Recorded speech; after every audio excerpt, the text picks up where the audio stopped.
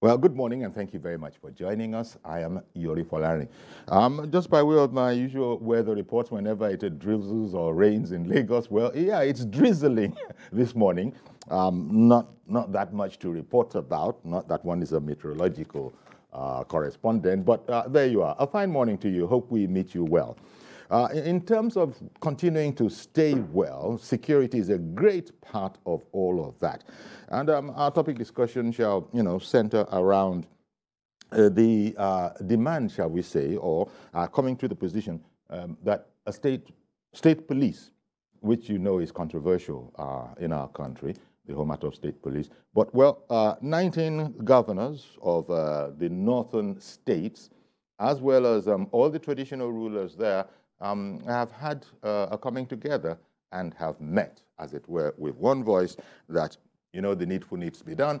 The Constitution should be amended to allow for state police, of course, in that region, but also by extension all over the country, because this agitation, as you recall, started first from the south. Now the northern governors have joined in, as well as traditional rulers. That's as much backing as you can get for a particular project, because they believe it is the only way. Let's talk about that this morning, and our guest is Dr. Awal Abdullahi Aliyu. Good morning, Dr. Aliyu.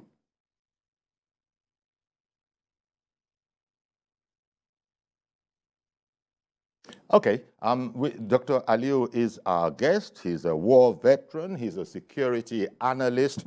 And you see, that's why it's good that I started off with my meteorological foray. Do I know if that has anything to do with reception conditions? Oh, well, I don't know. Maybe and maybe not. But that's what we should be talking about this morning. State police, and in particular, it's been an ongoing subject. In particular, 19 governors in the north and the traditional rulers have come together at a forum, and the decision was arrived at in Abuja. The traditional rulers also agreed with the governors on the need to create a state police, if necessary. And I dare say most people will say, yeah, it is necessary. But the question has always been, those who have been against it have been, putting forward the position that I don't know how, quote unquote, mature we are in these matters.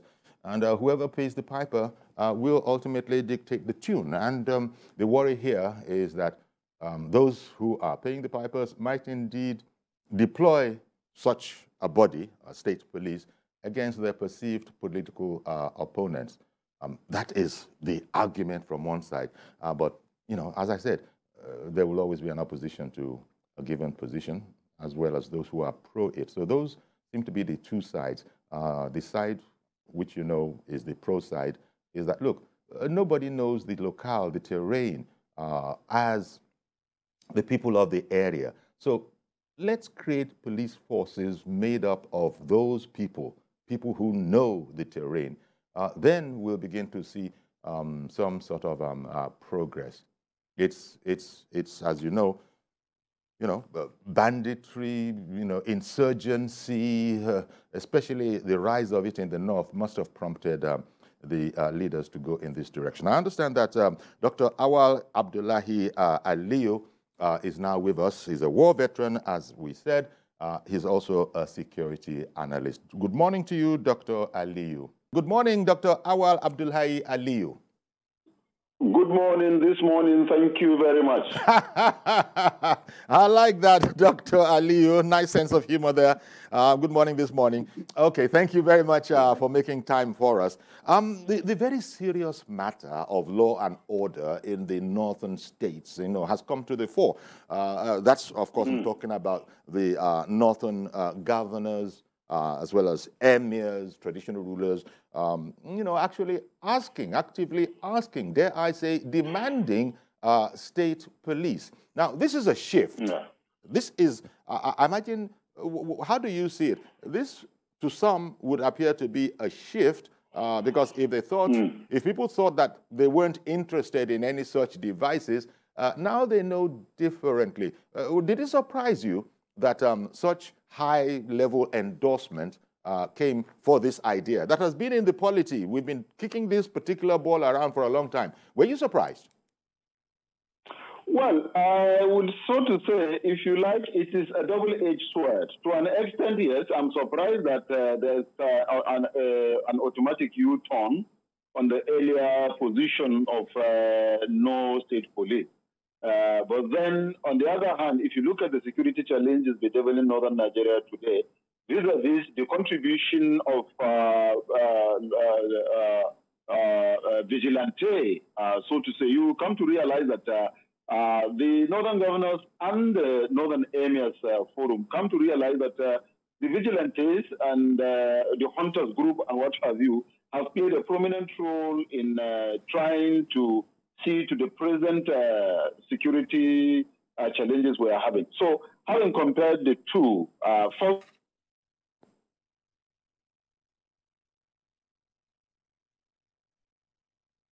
okay, we will be patient. Refusal now. Yeah. I'm sorry to be using these technical terms on air, but I think it's a bandwidth issue, whatever that is. You know, people who know about these things might, you know, take exception. But he's speaking. But, you know, it's what the rest of us say. It network need. So we have Dr. Awal Abdullahi here with us, and he's just started saying that, well, it's something of a U-turn, but then he was just preferring reasons as to why it might have happened, considering the enormity of the security challenges facing the area, governors and traditional rulers alike.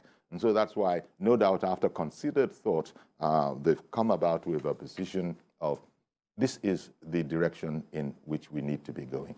We're so sorry about this, the bandwidth, the network problems, but as you've seen, Dr. Awal Abdullahi Aliyu, our guest this morning, war veteran security analyst, is reaching us remotely. He's not in studio here, neither is he in our studio in Abeokuta. Did I just say Abeokuta? Forgive me. Abuja. Dr. Aliyu, any, is it better? Can you? Yes, it's better. It's not actually a network challenge. It was caused. You know, a lot of people are watching, especially from the... Oh, thank you for clearing that up. Yeah. Okay, as you were on your... Okay, it was a call that came in, and GSM calls always do that. They knock off any internet connection. But before I return to you... Yes. Before I return to you, in the meantime, a caller came on. Okay. In the meantime, a caller came on. So let me take FIDEL. FIDEL, good morning to you, sir. Thank you very much. You see, there is nothing wrong with state police, but there's everything wrong when the state police and they are being abused by our leaders, especially our political leaders.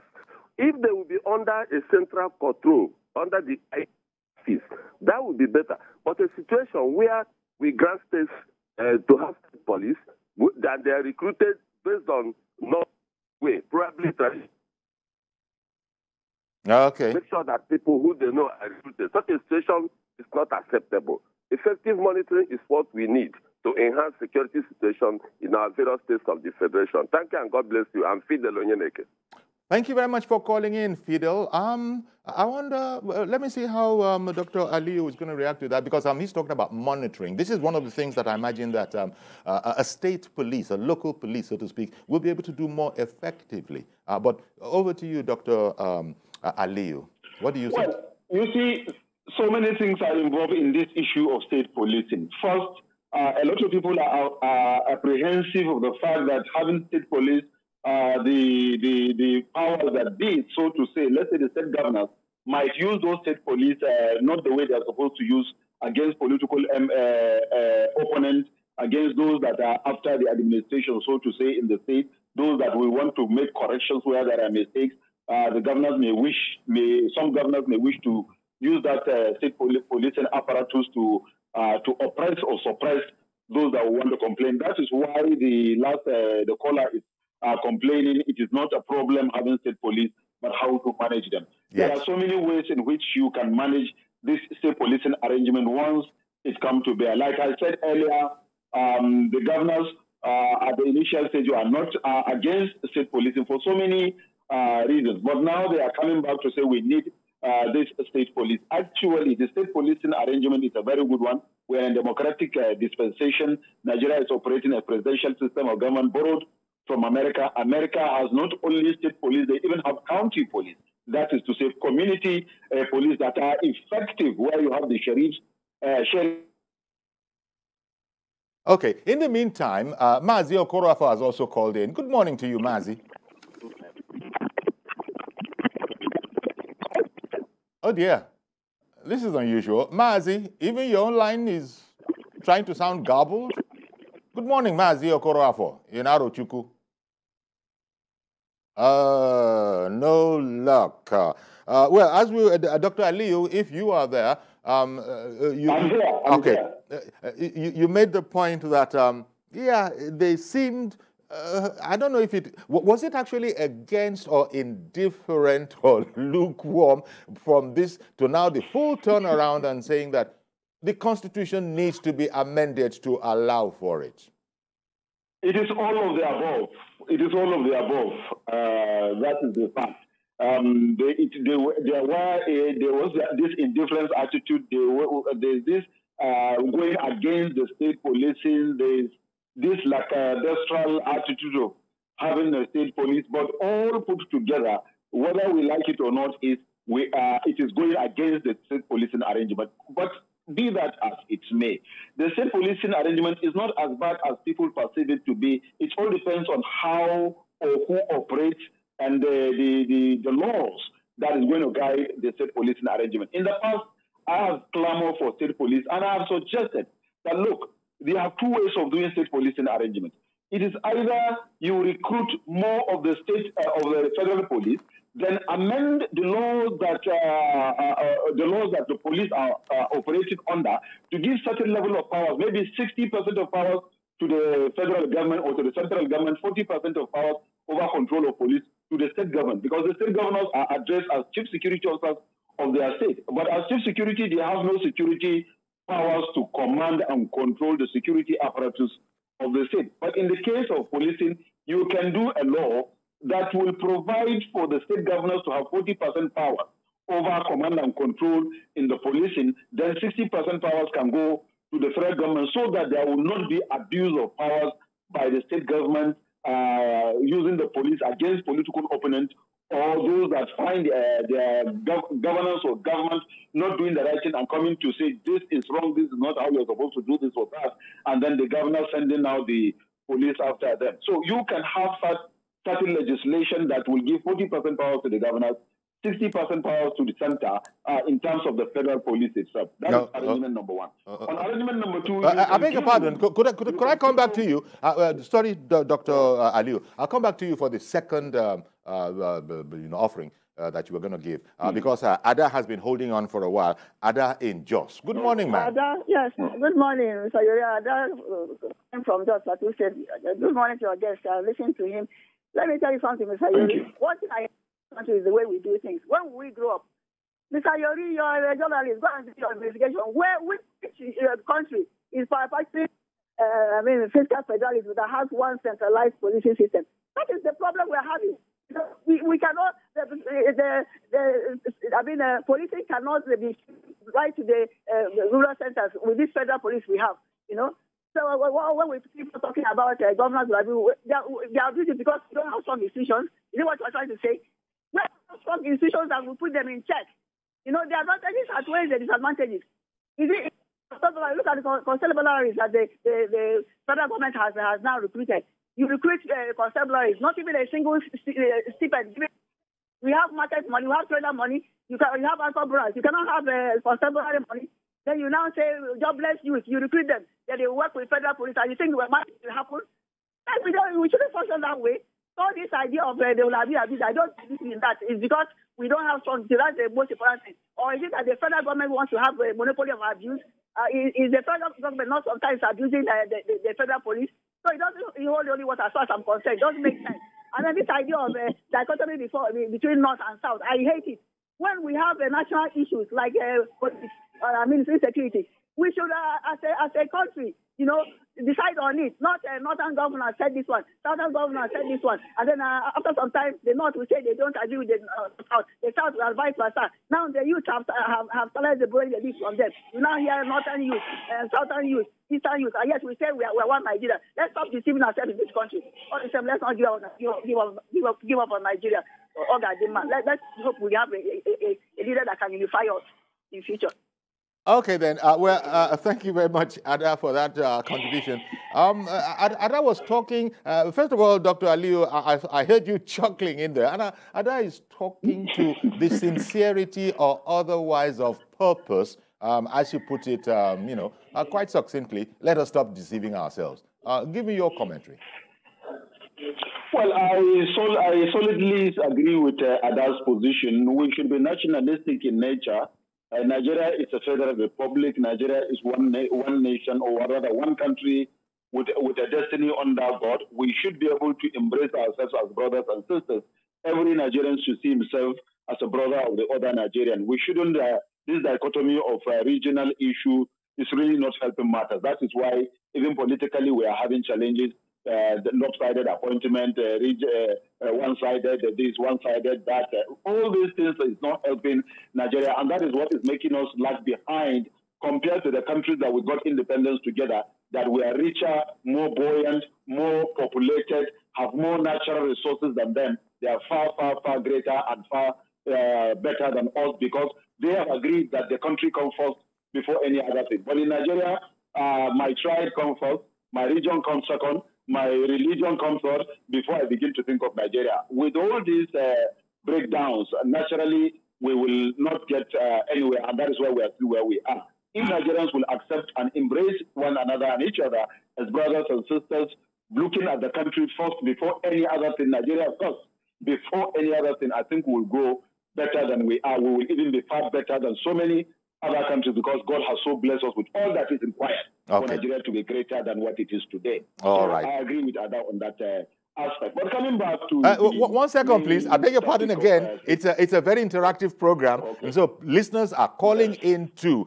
Mazi OKOROAFOR, that we lost the other time, he's got back in. So let's hear Mazi OKOROAFOR's contribution. Good morning to you, Mazi.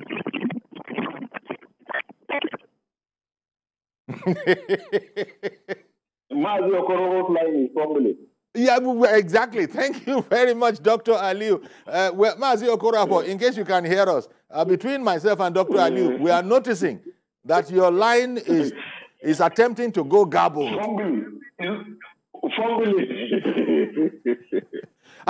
But the line from AROCHUKWU usually is excellent. So I don't know what happens today. But you were going to go on, Dr. Aliyu. You were going to go on to the second point. Hello, are you there? Yes. I'm also not hearing you now. Okay, I said I interrupted you before you went on to the second point you were going to make.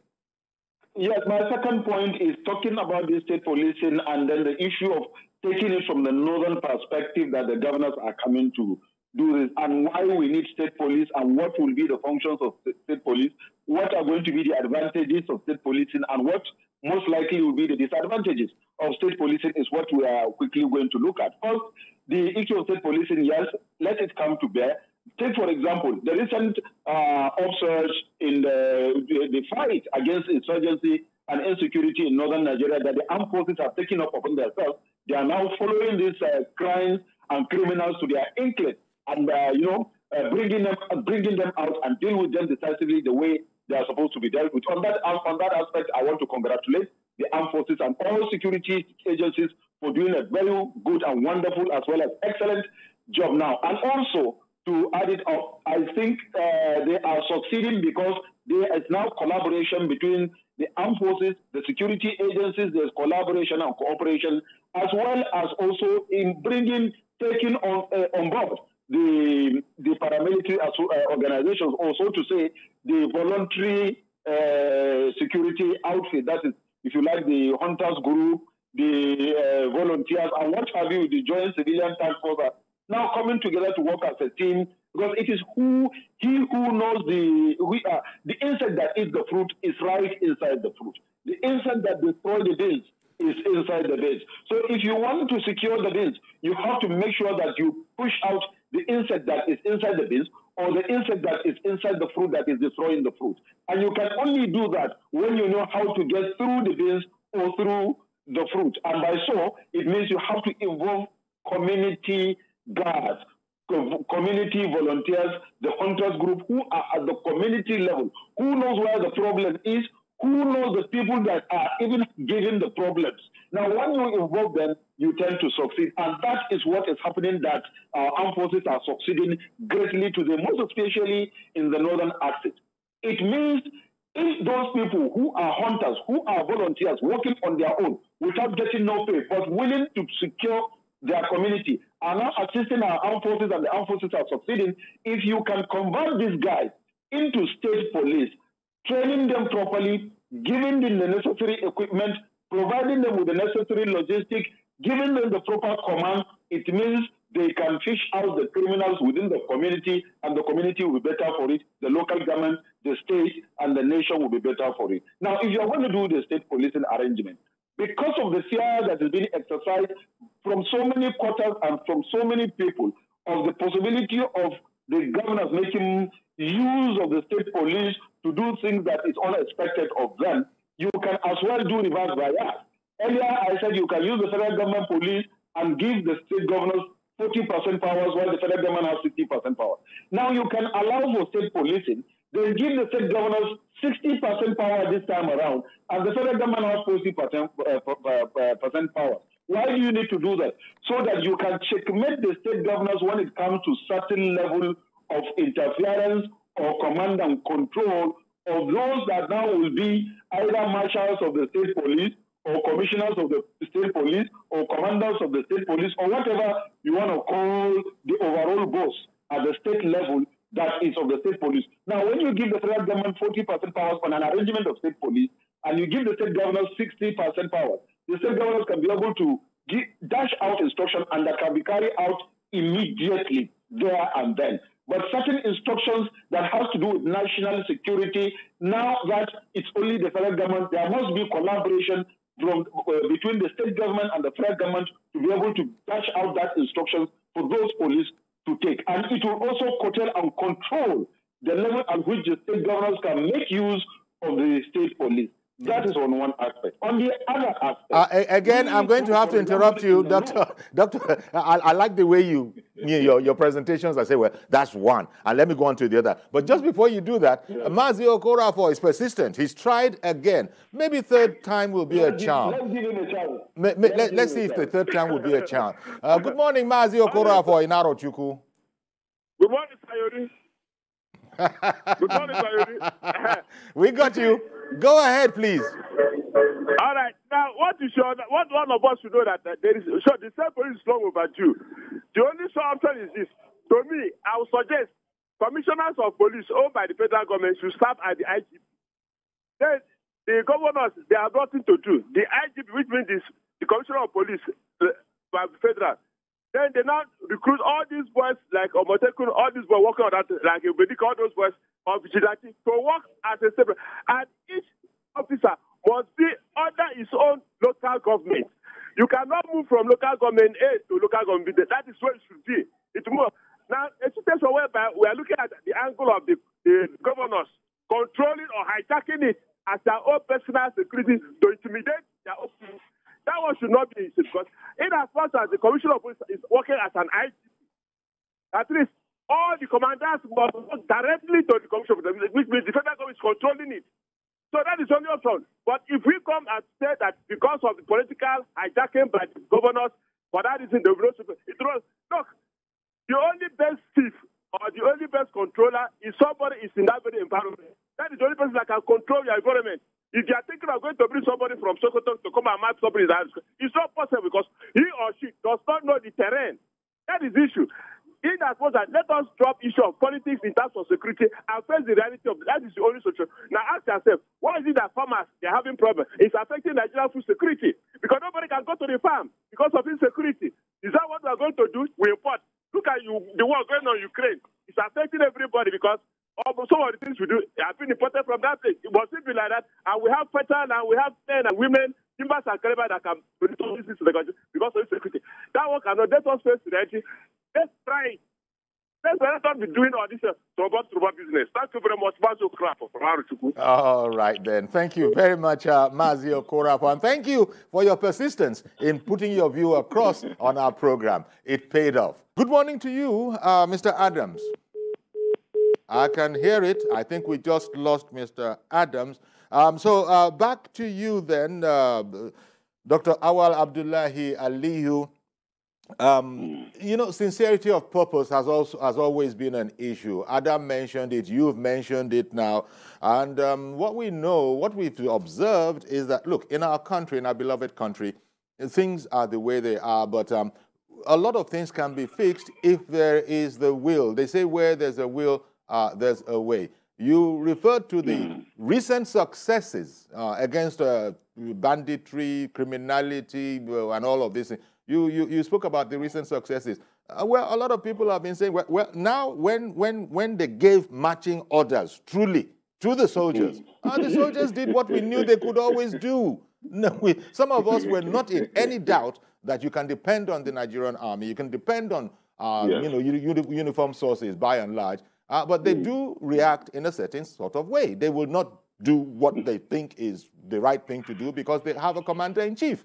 Now the commander-in-chief appears to have said, you know what, no nonsense, do it. Yes. And they are doing it. But again, I recall that I interrupted you along the lines of where there's a will, there's a way, and the sincerity of purpose thing. As you know, there are also going to be those that are profiting from the absence of a state of lawfulness.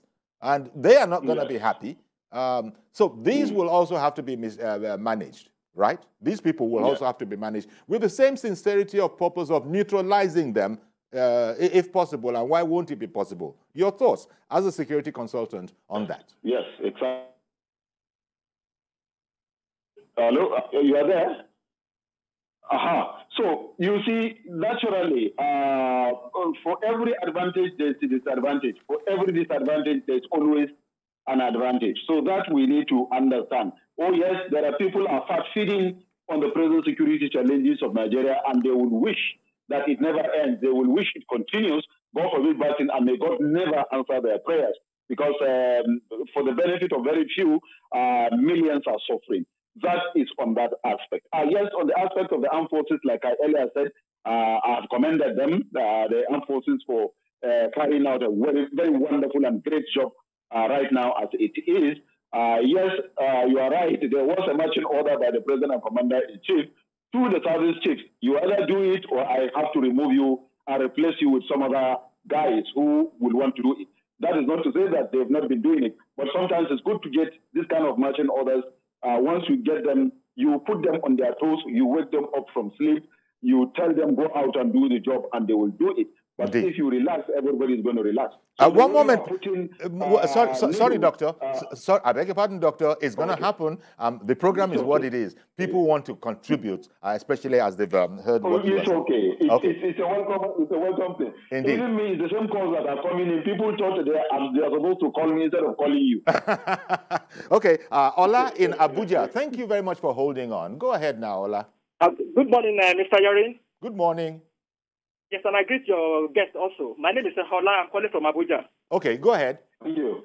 Now, first of all, before I go on with my contribution, I'm a full-fledged Yoruba person, and I'm supporting Atiku to become the president next year. So that it will be as if one is looking at it from tribal angle. What I want to say now is that why is it that the northern hierarchy, the northern elders, are always very reluctant when we're talking about, changing the status quo so that we can have a very, very peaceful nation. We've always discovered that when it comes to the issue of restructuring, they've always been very, very antagonistic to it. You understand? So I want to believe that in a way, this is almost belated. If the northern elders had killed into this in the time past, maybe we wouldn't have the kind of precarious position we find ourselves today. For instance, when the issue of Boko Haram came up, the northern elders were always very antagonistic. They didn't want people to go against it. Maybe because it has now boomerang, that is why they are key into this. So, in a nutshell, what I'm trying to say is that when it comes to national issue, when it comes to doing things that will bring about national peace, let every section of the country key into it. without anybody raising eyebrow on, somebody's working against our region, this is working against our region. So let all of us come together so that we can have an egalitarian and peaceful nation. That's my contribution. Thank you very much. Indeed. Thank you very much, Ola. Well, Dr. Ali, you heard it. He's discerning a change of heart. And I'm going to react to what he said quickly. Firstly, I want to correct the notion that when Boko Haram came up, the Northern Elders were antagonistic. No, you cannot be antagonistic against on people that kill and destroy your life and property, your loved ones, your means of livelihood. You might not understand because maybe you're not in the north, so you may not know, and maybe you read these things only on papers or you see them on social media, because I'm sure mainstream media do not report things that are not correct. They try to clarify information before dashing it out to the people. So the reality is, it has always been Northern Elders has always tried to work to make sure that North is peaceful. Nobody wants to have his home destroyed. And then politically talking, you spoke your mind, but I don't want to speak politics here because it's not a political program. But I want you to have it at the back of your mind that every Northerner wish for North to be peaceful. And also when it comes to national unity, when it comes to this, what do you call it? Anyway, national unity and the issue of whatever it is. I just forgot that word you used. I hope I can recall that word. But I want you to know that the North. Go ahead. You are trying to say something. No, please continue. I think you were talking about the reform, the national reform that is being called for. Thank you very much. Reform. When you talk about the reform, the North is absolutely 110% ready for every possible reform that is coming to Nigeria today. From whatever angle it is coming, I can guarantee you, take this to the bank, take it home and sleep with it, that the North is absolutely and really ready for every possible reform that will come. Now, nobody is afraid of it anymore. So that is on one side. Then coming back to the issue of state policing, because that is the issue today. And then I started discussing about advantages, disadvantages, possibilities and impossibilities. And I've spoken about what the governors can do, how the federal government can do it, either under the national policing arrangement or the state policing arrangement, how the powers should be shared, how the control should be. Now, coming back, the second aspect I want to take is that of the traditional institution. Okay. In the North, we just like any other part of Nigeria, there are traditional rulers. And those traditional rulers had such a role before the 1979 local government reform under the Obasanjo administration, given to late Sultan Dasuki, which reformed the local government administration, that returned back, that relegated the traditional institution from being forefront players to the background players. If this new arrangement of state policing, if it's going to come to be, then you need to give traditional institutions certain level of role in the law that will establish the state policing. Why did I say so? At the lowest level, you have community leaders. In fact, you have clan leaders.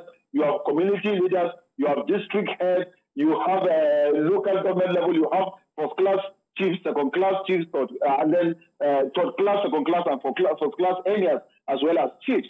Those people are with the community. They are at the lowest level. In a community leader, community chief, for example, every new person that comes into a community, naturally the community chief will now know that a stranger is within the community, is in house A or house B, or Mr. A's house or Mr. B's house, and within the period he is going to leave, because he knows the family, he knows how they operate. If anything goes wrong, the first thing to do is to call the owner of the house. We know that there's a visitor in your house, and so thing happen within the period of that, your visitor, within the period that you're having a visitor, what is the role of the visitor, or who is that your visitor? Why is he here? For how long is he going to stay? It allows for effective monitoring. For effective monitoring. Okay. I wonder, I beg your pardon, one moment, please, Doctor. Dr. Ali, I beg your pardon, one moment. I wonder if OLADIMEJI is still with us on the line. OLADIMEJI? Yeah, good morning, Uncle Yori. Good morning, sir. Please go on. Yes, sir. Thank you very much for holding on all that while Dr. Ali was speaking. But please go ahead now. Okay. This debate for this morning about this state police, I think this is the best thing that can This is the best thing that can help us in this nation. And it is when we now decide to continue proof, not only by mouth, that we are one as a Nigerian. That is only when we can get it right. You will see from even the political elite, you will see from the governor, they say Northern Forum, Southern Forum, all this one forum. It is after their own forum agenda before they will come back again and say Governor Forum. And everybody will come to the table with his own region agenda.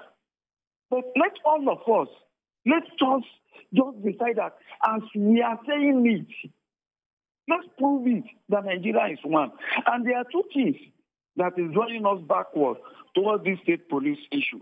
One, they will be telling us some states cannot afford to pay the salary.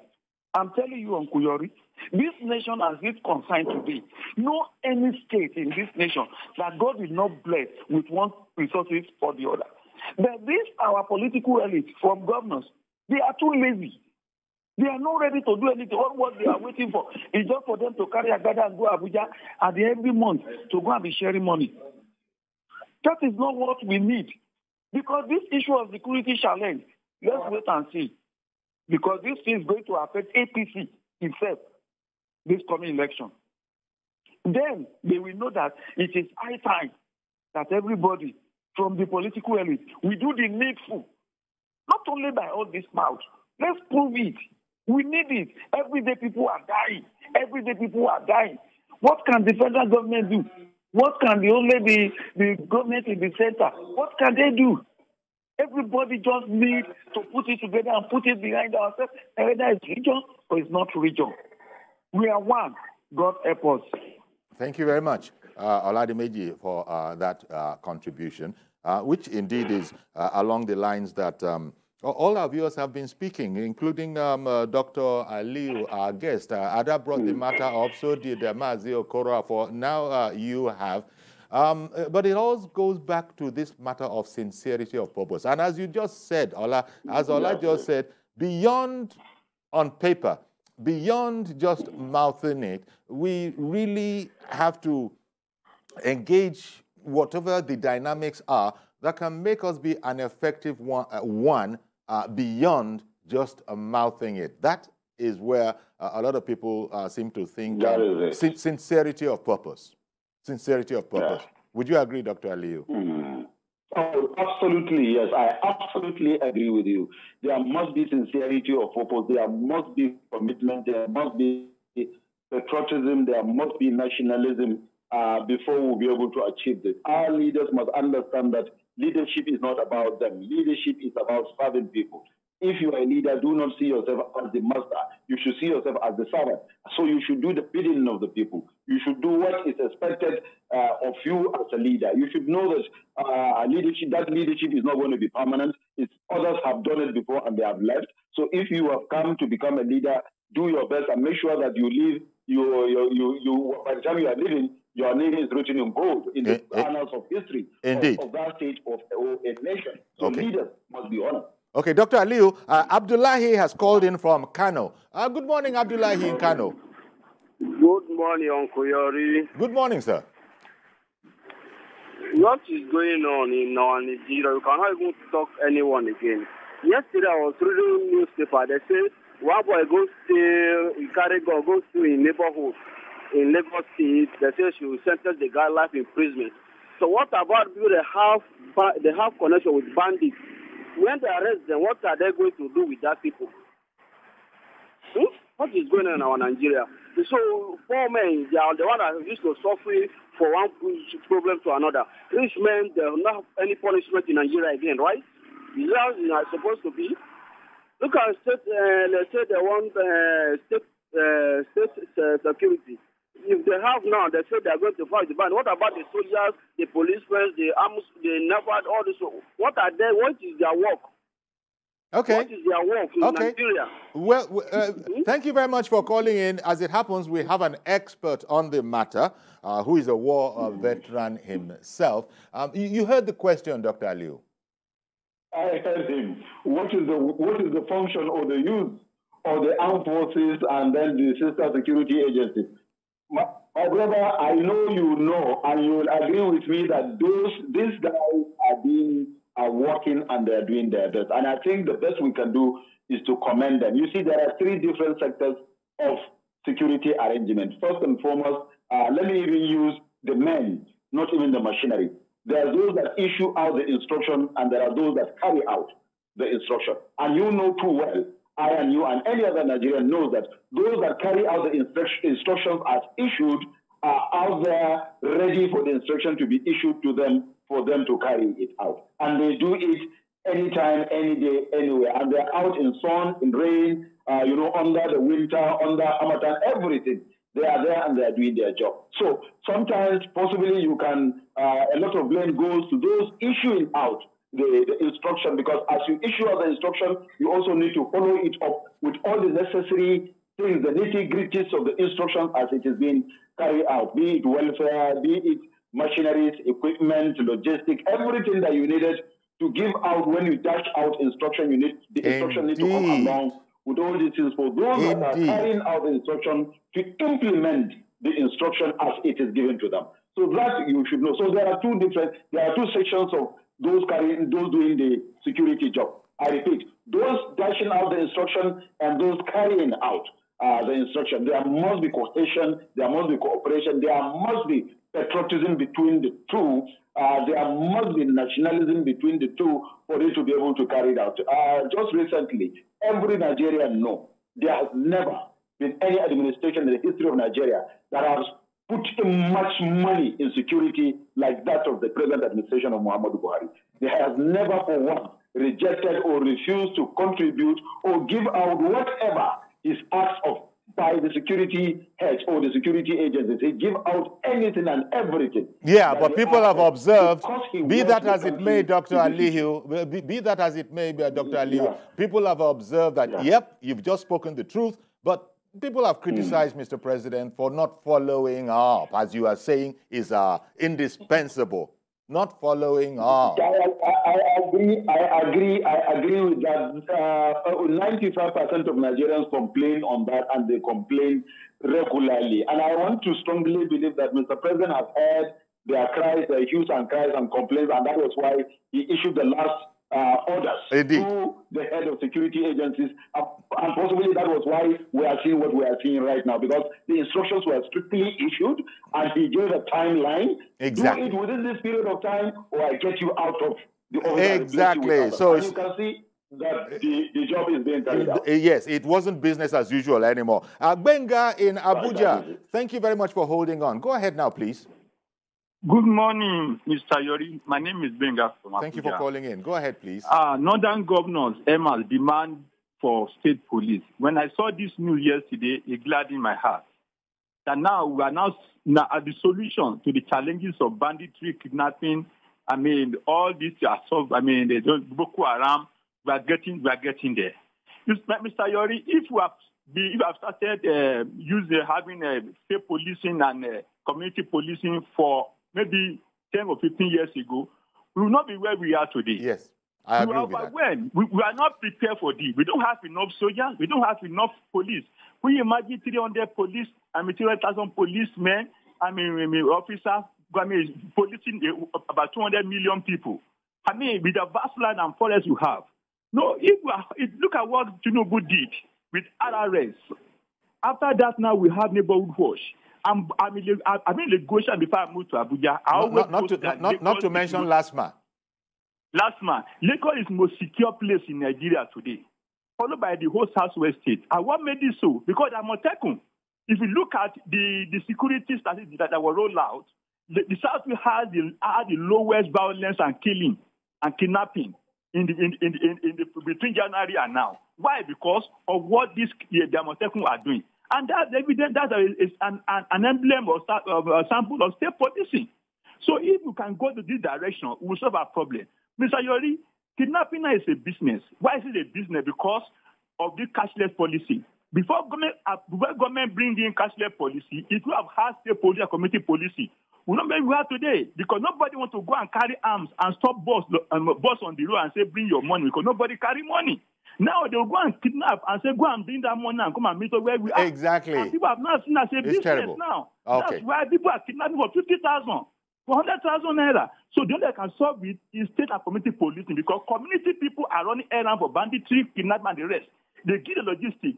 So it is the same community that will expose those who are behind it, so that we can stop all these things. Thank you very much, GBENGA in Abuja. We've got to let go of the matter now. And in fact, Dr. Awal Abdullahi Aliyu, we've just about come to the end of the program. But, you know, keeping our fingers crossed, all other things being equal, it looks like this is a monumental shift in perception of these security matters coming from the north. And I expect very, very quickly, it shouldn't, this, if it is agreed as we have it now, the Constitution will need to be amended. This can be fast-tracked because we're talking about sincerity of purpose, wills and ways. If there's a will, there's a way. The National Assembly, do you expect them to be able to act with expeditiously on this? Because sometimes the lawmaking process, you know, is not always fast. Do you expect the National Assembly can indeed cooperate, fast-track this, and, as it were, present us with a situation where we begin to have state police? I'm not sure you can hear us anymore, Dr. Aliyu. I'm so sorry about that. But I want to tell you that even if you can't hear us now, we appreciate your making time for us on the program. Dr. Awal Abdullahi Aliyu, a war veteran and a security analyst, has been our guest this morning, explaining it to us and saying that he feels it's a right step in the right direction, as indeed everybody else did.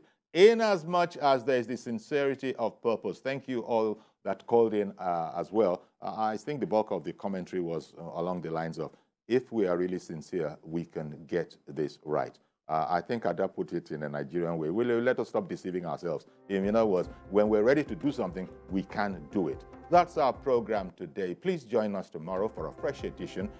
I am Yori Folarin. Bye-bye for now.